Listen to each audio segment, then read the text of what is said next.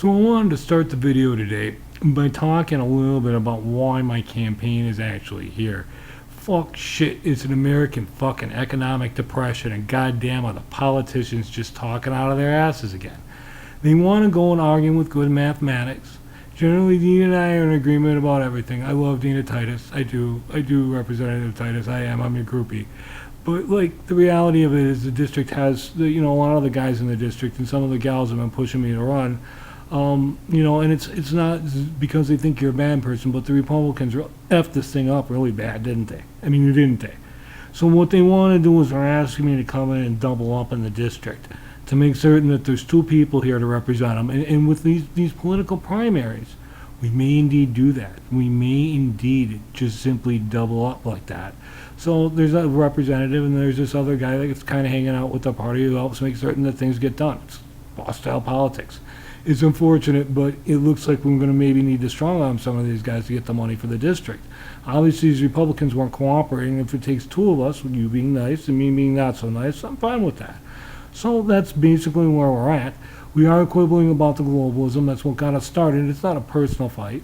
I just got left out of my $1,200 check. I'm not saying that was you or the legislature or anything, but then, guys like me pop up and say, no, it's my $1,200. So I'm willing to help you out. I'm willing to be, I guess you're good, I don't know, constituent. I don't know what you'd be in this business situation. I'm willing to give you a little extra time. The problem is, and I really do mean that. I want to be nice through this thing and everything. But if things continue to go this way, and you're continuing to reject sound mathematics and, getting involved with not like your constituents you're supposed to be representing, but it's really oppressive and brutal government. And if it doesn't change under Biden, that's the leverage basically, it does start becoming a tax. I'm willing to go through this and just introduce myself to the district. Hi again, I'm Chad Michael Stetter. And that's basically where I'm going to get started today. I want to touch on a couple of issues quickly. Let me pull up the sheet here and take a look. Wanted to get over to the Kenosha killing. And this is the thing, is because the athletes are just going to keep stopping work on these guys, and the protests get harder and harder. I'm going to have to go on Fox Sports Television to fight the culture wars here for the Democrats. That's basically what I do as the new guy on the block, is I go and do the finishing work on that type of stuff. So I'm not trying to silence these guys. Well, you guys, you're welcome. We'll get you some money and whatever else you need, a business. You don't want to work anymore, you want a business, you want to go to school, you want to retire. That's the type of stuff we're going to be doing. I'm pushing Dina to actually kick back even more to you guys. So we're going to get into some corruption. That's part of the problem with nationalistic governments, is you can start strong arguing, because if you don't, you just negotiate with a foreign country. Right now they're trying to seal the borders, which is pretty shitty stuff, and that's starts to get like everything's got to go on employment. So basically what they're doing is, when they do that to you, they're basically forcing you into labor. Well, there goes the 16th Amendment. I'm going to have to check on that again. But you have a right not to be slaves. So if you want to work, the money's good, and we really don't got anything else to do with your time, then do it. And there's nothing wrong with that. And we all need those services and stuff, and the money's steady, and you'll be able to do that right away. If you feel that you're not getting enough, or there's not a job out there, we want to get you an education. We want to get you. If you feel you can't work on Social Security, if you absolutely can't, we want to get you to small businesses. And the women in the community, I keep putting these sanitation businesses they opened up in front of these ladies. Even the ladies are working. I'm like, well, do you want the business? They're going to fucking go through all this bullshit. Why not fucking just give them the business, let them have the right to the capital, like the dump trucks and all that fucking other shit? Fucking want it. Both the women I talked to over that stuff said they don't want it. So that's gonna continue to come up during the campaign.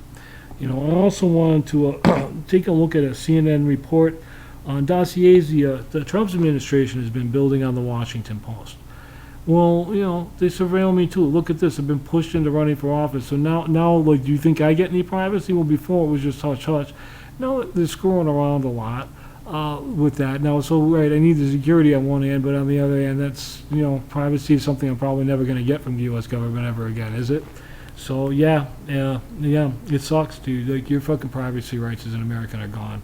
So, so anyways, yeah. And then we're gonna get to the resumes, and then we're gonna close it, because I got a friend of mine over here is Tommy Chong's a human resource manager, not at Tommy Chong's joint, but works for a firm that sells some of Tommy Chong's products. And he had something funny to say, but man, he's paranoid and anxious too, because they're fucking screwing around with deliveries.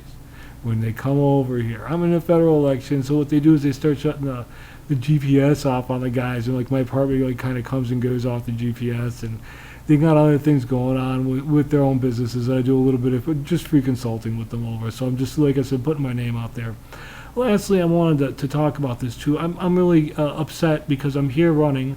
I don't really want to be forced into doing business with the U.S. government when they're like this. I don't want to do business with them at all. And the minute, I'm not going to take any foreign money while I'm in the campaign, but the minute the fuck I'm out of this campaign and things are stable enough for me to go, I'm going to go. I mean, all right, the district is mostly good in Dina's hands, and, the minute Biden takes over, the math is going to kill him.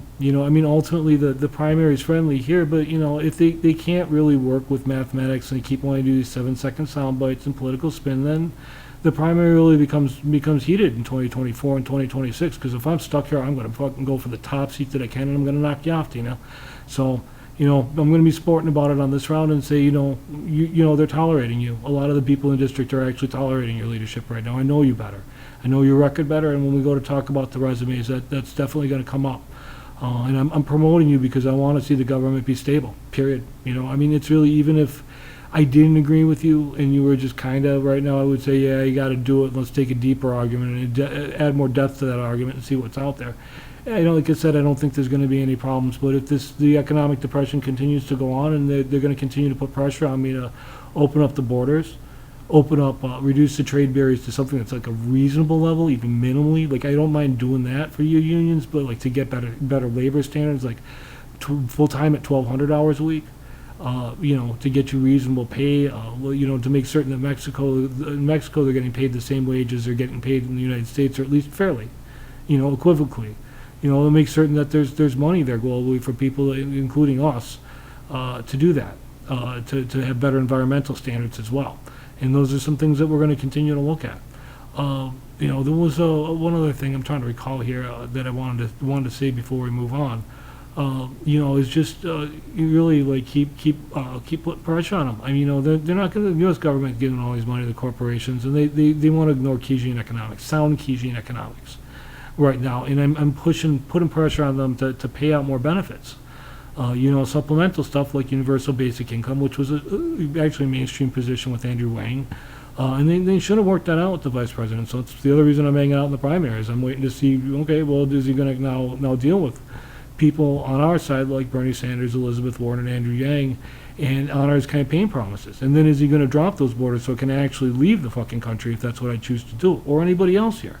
I'm wondering why it is that these elites get all the fucking money and power and bullshit, and you can't go to college as a working person, man or woman in this district. And it doesn't matter what color your skin, like what your religion was, what it wasn't, anything, man, about your gender identity or anything. The question is why is it a handful of these assholes get all this fucking bullshit and fucking can get fuck off as much as they want to, and we can't, and it's that unrest is going to be there. So, like I said, if they're forking it over, then I'll help them out. But if they're not, then it starts to get more like fuck them. So we'll see what they actually do. I'm going to start moving on in a second here, and then we're going to get to the issue about the Kenosha shooting. Thank you.